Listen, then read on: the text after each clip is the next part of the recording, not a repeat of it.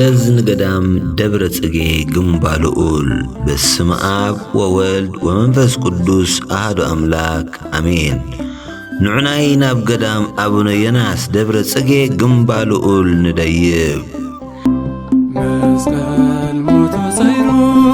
نبويتا زتوفاي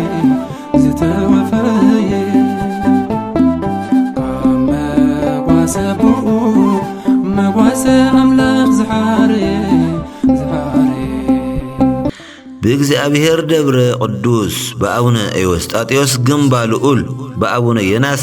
ደብረ ጽጌ ዝብል ታሪኻዊ ስያመ ዘለዋ ገዳም አቡነ የናስ ደብረ ጽጌ ግንባልኡል ከምኡውን ካብቶም አለው ዝበሃሉ ኣብ ሃገርና ዝርከቡ ኣማኢት ዓመታት ዘቕፀሩ ታሪኻውያን ገዳማት ሓንቲ ከም ዝኾነት ኩላትና ክንፈልጦ ዝግባአና ሓቂ እዩ። በስመ አብ ወወልድ ወመንፈስ ቅዱስ አሐዱ አምላክ። ክቡራን ናይ እግዚአብሔር ስድራ ቤት ኣብ ውሽጥን ወፃእን እትነብሩ በክርስቶስ ተኣምኑ በአማልድነት ቅድስት ድንግል ማርያም ዝጸናዕኩም ብጻድቕ አቡነ ዮናስ እትምሕፀኑ ኣብዚ ቅዱስ ዕለት እዚ ሎሚ መጋቢት 17 ዕረፍቲ ቅዱስ አቦና አቡነ ዮናስ እዩ። ናብዚ ቅዱስ በዓል እዚ ዘብጽሐና ልዑል ባህሪ እግዚአብሔር አምላኽ ክብሪ ምስጋና ንዘለዓለም ንዑ ይኹን። ከምኡውን ነታ ብክልተ ወገን ድንግል ማሕደር መንፈስ ቅዱስ ዝኾነት ኣዴና ቅድስት ድንግል ማርያም ምስጋና ይብጽሐያ። ንኩሎም ትጉሃን መላእክት ነቢያት ሐዋርያት ሰማዕታት ጻድቃን ክብሪ ምስጋና ይብጽሐዮም። እዚ ዘለናዮ ገዳም ቅዱስ አቦና አቡነ ኤዎስጣቴዎስ ቅድሚ ጻድቕ አቦና አቡነ ዮናስ በመስራቶም መምጽኦም በመንፈስ ሕሊና ሪኦም ተገሊጽሎም ኣብ ርሑቕ ቦታ ከለው ሰለስተ ግዜ እዛ ዘለናያ እምባ ወይ ገዳም ደብሪ ንኽብሪ አቦና አቡነ ኤዎስጣቴዎስ ሰጊዳትሎም። ስለዚ ካብቶም ዝነበሩ ደቂ መዛሙርቶም አቡነ አብሳዲ ጻድቕ ተገሊጽሎም አቦና እዛ እምባ ወይ ዛ ጎቦ እዚኣ ሰለስተ ግዜ ሰጊዳትልኩም ምስጢር ስግደታ እንታይ እዩ? ኣብኣ ዝፍጸም ዳሕራዋይ ዘመንከ እንታይ ኣሎ ኢሎም ምስ ሓተትዎም ሊቅ አብሳዲ ወደይ ናይ ብሓቂ ንቅድስና ዝተጸዋዕኻ መንፈስ ቅዱስ ዝሓርየካ ህፃን ኢኻ እሞ ነዚ ሕቡእ ምስጢር ክትርኢ ዘብቅዓካ እግዚአብሔር ዝተመስገነ ይኹን። እዛ ዝረኣኻያ እምባ ደብሪ ቅዱስ ወይ ግንባልኡል ተባሂላ ክትስመ እያ። ግንባልኡል ማለት ናይ ልዑለ ባህሪ ናይ ኣምላክ ኣማልክት ስምን ናተይ ስምን ክጽዋዓላን ክምስገነላን እዩ። ስለዚ ኣነ ዝዓርፈላ ዕለት ከዓ 18 መስከረም ክኸውን እሞ ኣብዛ እትርእያ ዘለኻ ቦታ ወይ እምባ ብስም ነቢይ ዮናስ ዝጽዋዕ ጻድቕ ብምብራቕ ፀሓይ መጺኡ ክምስርታን ክጽልየላን እዩ። ስለዚ ምዕራፍ ኩለን ገዳማት ከዓ ክትከውን እያ። ኣብዛ ዝረኣኻያ ቦታ ከዓ ዕረፍቲ 18 መስከረም ስለ ዝኾነ ኩልኹም ተኣኪብኩም ብሕብረት ዓመታዊ ዝኽረ በዓለይ ኣብዛ ዝረኣኻያ ቦታ ኩሉ ግዜ ስመይ እናዘከርኩም ብሕብረት ኣብዕሉ። በረኸት እግዚአብሔር ክሓድረኩም ኣብ ገዳማት ፍቕርን ሓድነትን ክነግስ ኣብ ሃገር ከዓ ኣዝመራን ቅሰረትን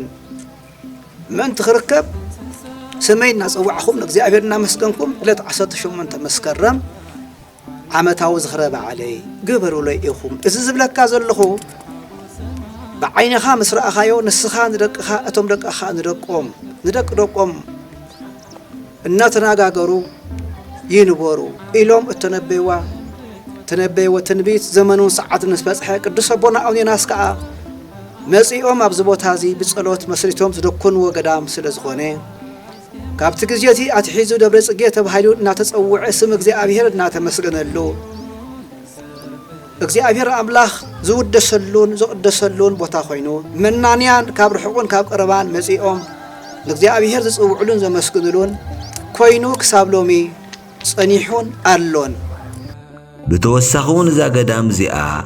أبكالوت زير كوبو بعينتهم فليز ولو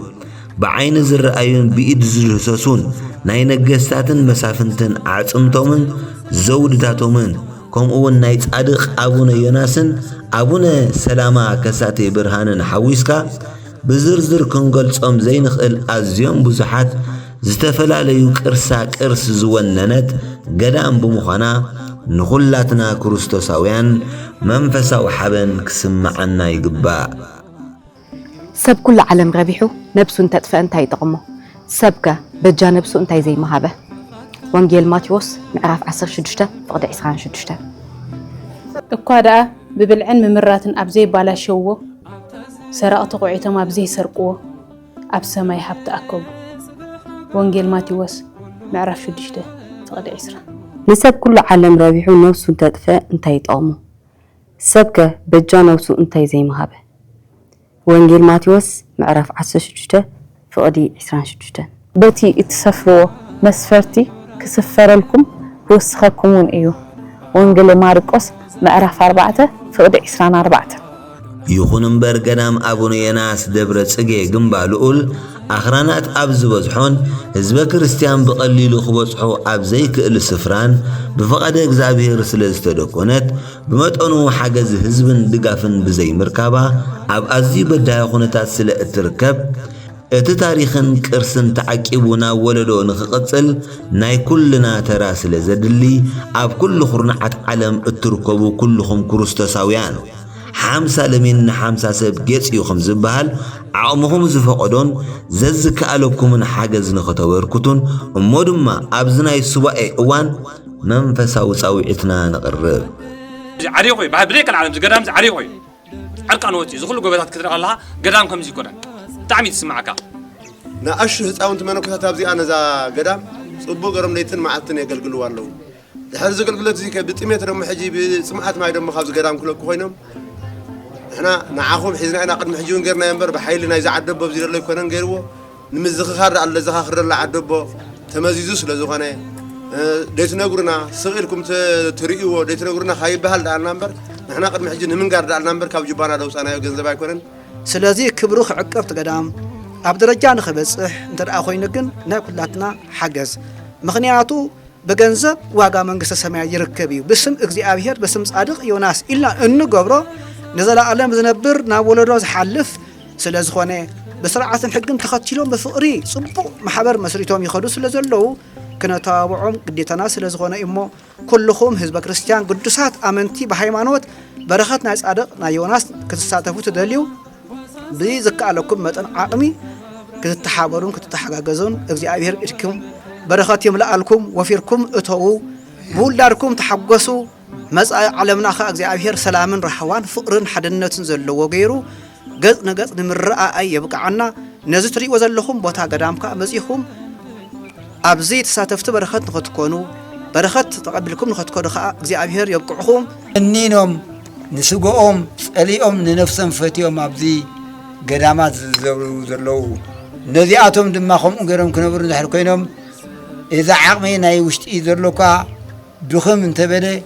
كلت من الذي خن حمش تقرشنا واطي يزقلبهم كابس بيهم زقلو محرس يلبون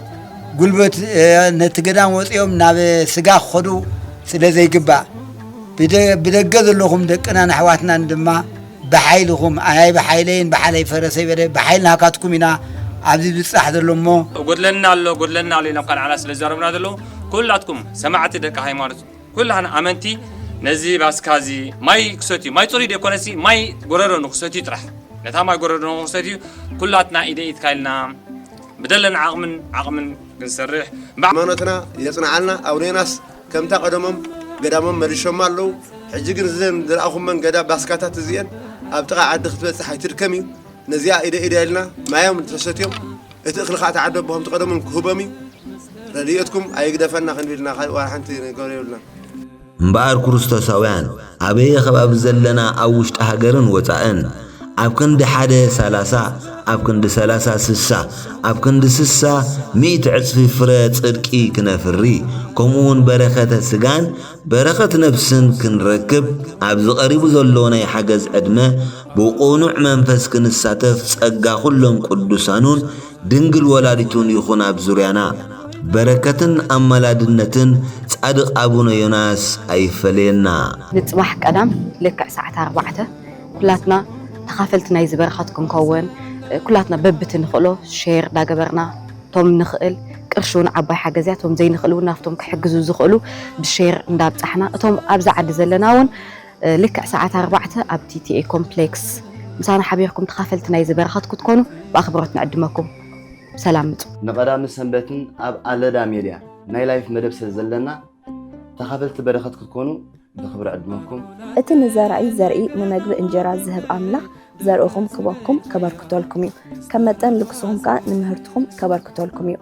ሓገዝ ንኣቡነ ገዳም ዮናስ ቀዳሚ ሰንበት ኣብ ኣለዳ ሜድያ ይኹን ቆፅራና ካብ እግዚኣብሔር ኣቦናን ካብ ጎይታና ኢየሱስ ክርስቶስን ጸጋን ሰላምን ምስ ኩላኻትኩም ይኹን ኣሕዋት ከመይ ኣለኹም ንሕና እግዚኣብሔር ይመስገን ጽቡቓልና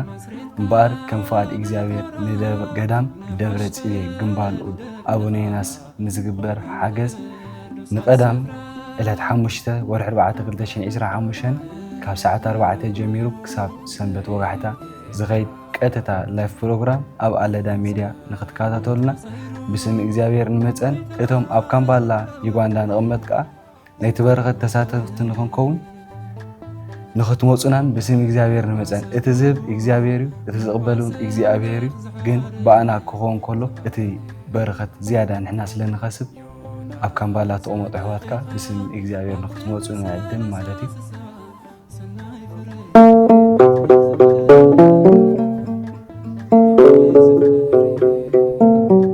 ንዓኹም ይኹም ህዝቢ ክርስቲያን ከመይ ኣለኹም ኣብዚ ናይ ኣቡነ ዮናስ ገዳም ዝግበር ሓገዝ ኣቦታትና ሓገዝ ናይ ደልየለዎም እሞኒ ኣብዚ ዝግበር ሓገዝ ኩላትኩም ህዝቢ ክርስቲያን በቲ ንዓና ዝኽእለና ነገራት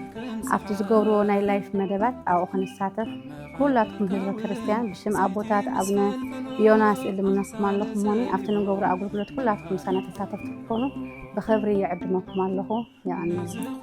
ሰላም ሰላም ኣብ መላእ ዓለም ትርከቡ ገበርቲ ሰናይ ብምልኣትኩም ሎሚ እውን ከምቲ ልሙድ ብዓይኒ ሓገዝ ኢና መፂናኩም ዘለና እቲ ሓገዝ ከዓ ናይ ገዳም ኣቡነ ዮናስ ካባና ንእሽተይ ሓገዝ ስለ ዝሓቱ ዘለዉ ብምልኣትኩም ካብ ናይቲ ሓገዝ ተኻፈልቲ ክትኮኑ ናይቲ በረኸት ተኻፈልቲ ክትኮኑ ብኽብሪ ንሓትት ማለት እዩ ብምልኣትኩም ኣብ ካምፓላ ኣብ ቲቲኤ ኮምፕሌክስ ቀዳም ሰዓት 4 ድሕሪ ቀትሪ ጀሚሩ ስጋብ ሰንበት ዝሓድር ን24 ሰዓታት ዝውዕል እቲ ላይፍ ስለዚ ብምልኣትኩም ኣብቲ ላይ ናይ ሓገዝ ንገብረሉ ተኻፈልቲ ናይቲ በረኸት ክትኮኑ ብኽብሪ ሓተትኩም ቶም ኣብ ካምፓላ ዘለኹም ብምልኣትኩም መፂኹም ኣብቲ ላይ ክትሳተፉ ካብ ቀዳም ስጋብ ሰንበት እያ ትውዕል ደላ ስለዚ ብምልኣትኩም መፂኹም ክትሳተፉ ብኽብሪ ሓተኩም ቶም ኣብ ደገ ዘለኹም ከዓ በቲ ሊንክ ንገድፈልኩም ጌርኩም ብምልኣትኩም ኣዓኣሙኹም ነንእሽተይ ነዞም ኣቦታትና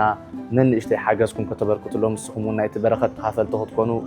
ብኽብሪ ሓተኩም ስለዚ ነዚ ቪድዮ እዚ ትርእይዎ ዘለኹም ከዓ ናብ ኩሉ ሰብ ምእንታን ክባፃሕ ብምልኣትኩም ሼር ላይክ ኮመንት ሳብስክራይብ እንዳገበርኩም ናይዚ በረኸት ዋላታ ሼር ንባዕላ ዋላታ ላይክ ኮመንት ንባዕላ በረኸት ስለ ዘለዋ ንኩላትኩም ናይዛ በረኸት እዚኣ ተኻፈልቲ ክትኮኑ ዝንብለኩም ዘለና ሼር ኖርማልያ ሼር እንዳገበርና ናብቶም ብምልኦም ነዚ በረኸት ዝደልይዎ ሰባት ምእንቲ ክባፃሕ ሼር ግበሩ ኢኹም ኣሕዋተይ ወስብሐት ለእግዚአብሔር ወለወላዲቱ ድንግል ወለመስቀሉ ክቡር አሜን።